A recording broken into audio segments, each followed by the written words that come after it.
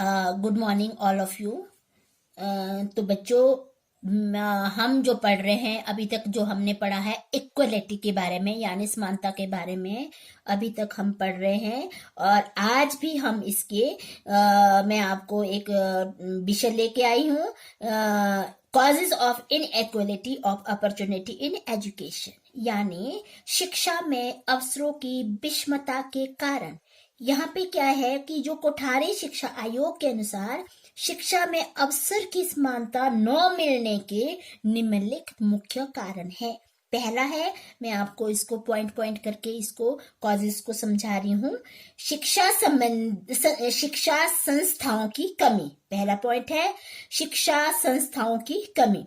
Lake of educational institution, यानी स्वतंत्रता के बाद से शिक्षा संस्थाओं की संख्या में वृद्धि तो हुई है, परंतु कुछ क्षेत्रों में बहुत अधिक संस्थाएं हैं और कुछ क्षेत्रों में इसका क्या है, अभाव पाया जाता है। एक जैसी शिक्षा संस्थाएं नहीं है। और देश में अन्य भागों में माध्यमिक उच्च शिक्षा संस्थाओं की बात ही दूर है, और प्राथमिक शिक्षा संस्थाओं का तो यहाँ पे अभाव है।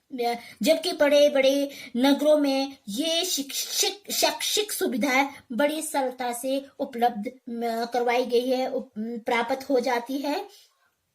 बहुत से पहाड़ी एवं अन्य इलाकों में, वन्य इलाकों में मीलों तक कोई भी विद्यालय नहीं है। यही कारण है कि आज जो भारत के विभिन्न राज्यों में शिक्षा का जो प्रसार है ये गति से हुआ है और अभी तक भी हो रहा है, बढ़ रहा है। देश के विभिन्न भागों में शिक्षा प्राप्त के अवसर भिन्न हैं, जिनमें समानता लाना सरल कार्य नहीं है। यानी यहाँ पे इस पॉइंट में यही दर्शाता है कि शिक्षा संस्थाओं में कमी कहीं ज्यादा है और कहीं पिछड़े इलाकों में बहुत संस्थाओं की कमी हुई है, यानी इनमें भी समानता नहीं है। तो सेकंड पॉइंट है कि शिक्षा संस्थाओं के स्तर में अंतर, यानी difference in the standard of educational institution. यहाँ पे भी यही बताया गया कि कुछ शिक्षण संस्थाएं आर्थिक दृष्टि से उच्च स्तर की होती है, और उनमें क्या होता है, जिनकी आर्थिक स्थिति अच्छी है उनमें अध्यापक अधिक शिक्षित भी होते हैं, योग्य भी मिल जाते हैं और प्रतिभा संपन्न भी वह अध्यापक होते हैं। आर्थिक स्थिति अच्छी होने के कारण वे शिक्षा में अधिक रुचि एवं परिश्रम से कार्य भी वह करते हैं, क्योंकि उनकी आर्थिक स्थिति ठीक है। और ऐसी संस्थाओं में शिक्षा प्राप्त करने वाले छात्र ये भाग्यशाली होते हैं, जो उनको उच्च कोटि का वातावरण भी मिल रहा है, दृश्य श्रव्य साधन एवं पाठ्येतर कार्यकलापों के लिए अच्छे अवसर प्राप्त भी हो रहे हैं। परंतु जो गांव का एरिया है, गांव के अथवा शहर के ही सामान्य विद्यालयों के छात्र उनकी बराबरी नहीं कर सकते। इनमें भी डिफरेंस पाया गया है। अब है थर्ड पॉइंट है पारिवारिक वातावरण में भिन्नता। यहाँ पे डिफरेंस इन होम एनवायरनमेंट, यहाँ पे बच्चों के घरेलू जो परिवेश में भी अपर्याप्त अंतर होता है, जिसमें जो बच्चा घर में रह रहा है उनके परिवेश में भी बच्चों के साथ अंतर पाया गया है। यानी जैसे अशिक्षित होते, अनपढ़ माता पिता बच्चों की शिक्षा के प्रति सचेत नहीं होते हैं, और जितने की शिक्षित माता पिता, जो अशिक्षित माता पिता होते हैं घरों में, वो बच्चों को उनका काम नहीं देखते हैं, उनका होमवर्क नहीं देखते हैं, वो उनकी तरफ ध्यान नहीं देते हैं, जितने की जो पढ़े लिखे माँ बाप होते हैं उनका ध्यान अच्छे से रखते हैं। और गरीब घरों के बच्चों को घर पर पढ़ाई की सुविधा बहुत कम होती है, और जबकि आर्थिक एवं सामाजिक स्तर में भी अंतर होने के कारण बच्चों को शैक्षिक असमानता का सामना करना पड़ता है। यहाँ है जो फोर्थ पॉइंट है, यहाँ पे निर्धनता, पॉवर्टी। यानी इसमें क्या दर्शाया गया है कि जो देश की अधिकतर जनसंख्या अभी भी गरीबी रेखा के नीचे जी रही है। बहुत से देश ऐसे हैं जो गरीबी रेखा के नीचे जी रही है, और आज भी इतने वर्षों के बाद इस गरीबी को मिटाने या कम करने में सफल नहीं हुए हैं। और बहुत से बच्चों को तो होश संभाले ही अपनी जीविका अर्जन करने में लग जाना पड़ता है। यानी कई बच्चे तो ऐसे होते हैं जैसे ही वो थोड़े बड़े होते हैं उनको काम काज के लिए, जीविका कमाने के लिए उनको लगना पड़ता है, कमाने के लिए भेज देते हैं, क्योंकि वो निर्धन लोग बच्चों को स्कूल भेजने की बजाय उनसे पैसा कमाने के लिए काम में लगाना अधिक पसंद करते हैं, क्योंकि वो लोग गरीब होते हैं, इसीलिए अपने जो बच्चों को वह स्कूल नहीं भेजते हैं, बल्कि वो कमाने के लिए उन्हें काम पे लगाना पसंद करते हैं। और जो ऐसे जो गरीब परिवार के बच्चों को धनी परिवारों के बच्चों के समान शिक्षा का अवसर नहीं मिल पाता है, तो इनमें यहाँ पे निर्धनता के कारण भी यहाँ पे डिफरेंस पाया जाता है। 5th पॉइंट है लैंगिक असमानता, यानी इनइक्वलिटी ऑफ सेक्स। यहाँ पे भी आपने देखा होगा कि सामाजिक कारणों से बालक को परिवार में जो महत्व एवं वातावरण प्राप्त होता है वही लड़कियों को प्राप्त नहीं होता है। जितने प्रेफरेंस लड़कों को दी जाती है उतने प्रेफरेंस लड़कियों को नहीं दी जाती है, बालिका को नहीं दी जाती है, क्योंकि परिवार लड़के के से भविष्य में आर्थिक लाभ होने की उम्मीद रखता है। जो परिवार होता है वह क्या सोचता है कि लड़का भविष्य में आर्थिक लाभ देने वाला होता है, यही आगे वंश को चलाएगा। और उनका सोचना है कि लड़कियां जो होती है परिवार के ऊपर क्या होती है, एक बोझ है, और बोझ बनकर वो जन्म लेती है। इसीलिए वो बालिकाओं यानी जो लड़कियों की अपेक्षा बालक की शिक्षा पर अधिक धन लगाते हैं, जबकि लड़कियों तथा बालिकाओं की शिक्षा उपेक्षित सी रह जाती है। लड़कियां पढ़ना चाहे तो वह शिक्षा प्राप्त नहीं कर सकती, क्योंकि उनके ऊपर भेदभाव किया जाता है। और संविधान द्वारा स्त्रियों को शिक्षा का समान अधिकार दिए जाने के बावजूद भी हमारे संविधान में स्त्रियों को शिक्षा देने का अधिकार दिया गया है, उसके बावजूद भी क्या है, साक्षरता दर पुरुषों की तुलना में बहुत कम है। इसीलिए क्योंकि अभी भारतीय समाज महिलाओं की शिक्षा के प्रति सचेत नहीं है, यही कारण है। अब आता है वर्गीय असमानता, यानी inequality of class of people. यहाँ पे क्या है कि संपन्न वर्ग एवं साधारण वर्ग में, यहाँ दोनों में क्या पाया जाता, पर्याप्त अंतर होता है। संपन्न घरों के बच्चों को अनेक सुविधाएं जैसे पढ़ने के लिए अच्छे वातावरण, उपकरण, स्थान, पुस्तकें, अच्छे अध्यापक एवं पढ़े लिखे सदस्यों का संपर्क आदि उन्हें प्राप्त होता है।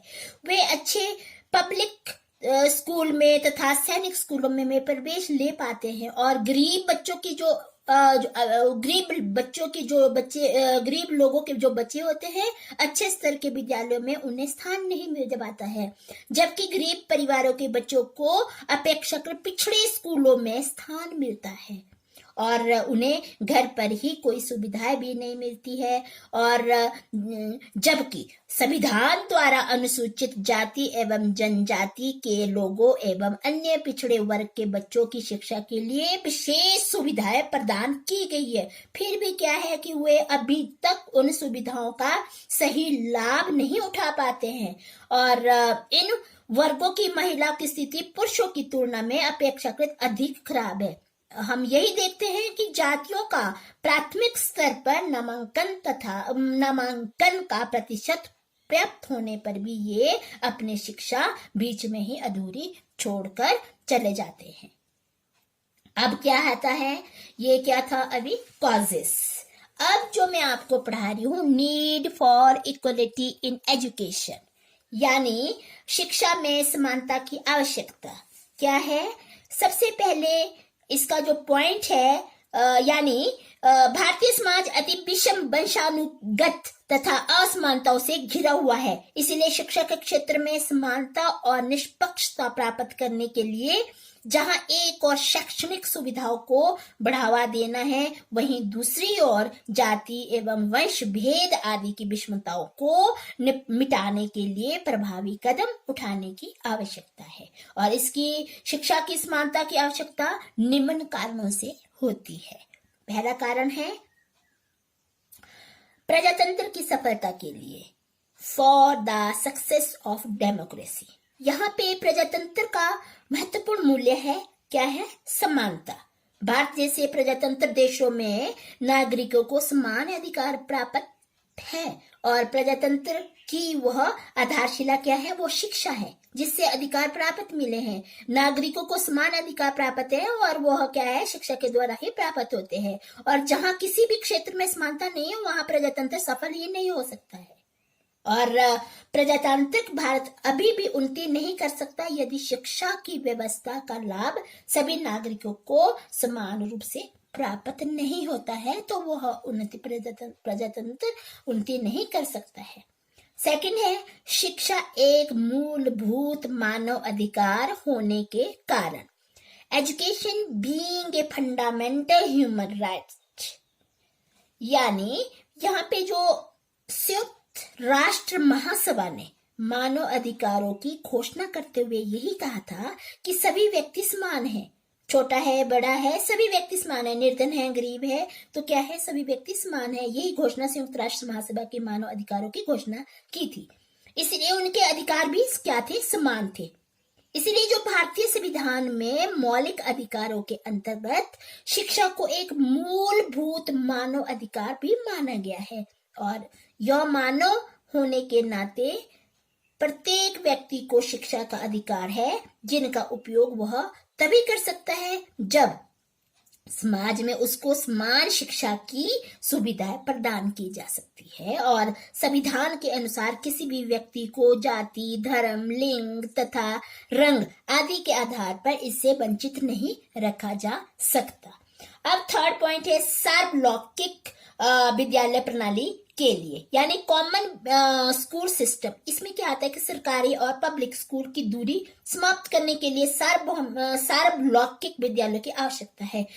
सरकारी और पब्लिक स्कूल बीच दूरियों को कम करने के लिए सार्वलौकिक विद्यालयों की आवश्यकता है। यानी इसका मतलब ये हुआ कि विद्यालयों का पाठ्यक्रम उन्नत एवं साथ ही निम्न मध्य वर्ग की आवश्यकता के अनुरूप यह होना चाहिए, तभी यह यानी इसमें प्रत्येक छात्र को बिना किसी भेदभाव के प्रवेश लेने का अधिकार यहाँ पे होना चाहिए। आपका उसके नेक्स्ट पॉइंट है कि यहाँ पे आर्थिक विकास के लिए फॉर इकोनॉमिक डेवलपमेंट, किसी भी समाज के आर्थिक विकास के लिए शिक्षा के क्षेत्र में समानता एवं निष्पक्षता का होना अत्यंत आवश्यक है, क्योंकि जो शिक्षा होती है मानवीय पूंजी निर्माण की महत्वपूर्ण साधन है और इसके द्वारा ही देश का आर्थिक विकास संभव होता है। परंतु यह तभी संभव होता है जब शिक्षा के समान अवसर उन्हें उपलब्ध हो। अब नेक्स्ट पॉइंट आता है शिक्षा में क्षेत्रीय असमानता को दूर करने के लिए। यहाँ पे क्या है कि शिक्षा में क्षेत्रीय असमानता भी दिखाई देता है। कारण यह है कि क्षेत्रीय असमानता लगभग विश्व के सभी विकासशील देशों में देखने को मिलती है, किंतु भारत में यह सबसे अधिक है। इस प्रकार जो कि असमानता आर्थिक एवं सामाजिक पहलुओं में भी दिखाई देती है। इसका मैं आपको एक उदाहरण के द्वारा इसको समझा रही हूँ। तो यानी इसमें अब आप यही कह सकते हैं कि विभिन्न राज्यों के विभिन्न भागों में असमानता, एक जिले के विभिन्न बच्चों में असमानता आदि। 6 पॉइंट है सामाजिक स्तर के विकास के लिए। यहाँ पे भारतीय सामाजिक स्तर में उन्नति के लिए शिक्षा में समानता एवं निष्पक्षता का होना अति आवश्यक है और समाज की बुराइयों को दूर करने तथा नागरिकों की जागृति लाने के लिए समाज के सभी वर्गों, विशेषकर पिछड़े एवं गरीब वर्गों के बालकों के लिए शिक्षा के समान अवसर उपलब्ध करवाए जाने चाहिए। यानी कोई भी स्तर का हो तो उस पिछड़े हो चाहे गरीब, विशेषकर जो पिछड़े हैं और गरीब वर्ग के बालकों के लिए शिक्षा के समान अवसर उपलब्ध करवाए जाने चाहिए। 7 पॉइंट है कल्याणकारी राज्यों की स्थापना के लिए, to establish a welfare society. यानी यहाँ पे क्या है कि भारतीय समाज को कल्याणकारी बनाने के लिए शिक्षा में अवसरों की समानता उपलब्ध भी होनी चाहिए। यानी हमें 1966, 1967, 1977 में जो भी अनुसंधानों के निष्कर्ष के अनुसार औपचारिक शिक्षा ही गरीबों में सामाजिक एवं आर्थिक गतिशीलता का कारण रही है। और 8 पॉइंट है कि ग्रामीण एवं नगरीय असमानता दूर करने के लिए, यहाँ पे क्या है कि ग्रामीण तथा नगरीय असमानता भी शिक्षा के क्षेत्र में दिखाई देते हैं।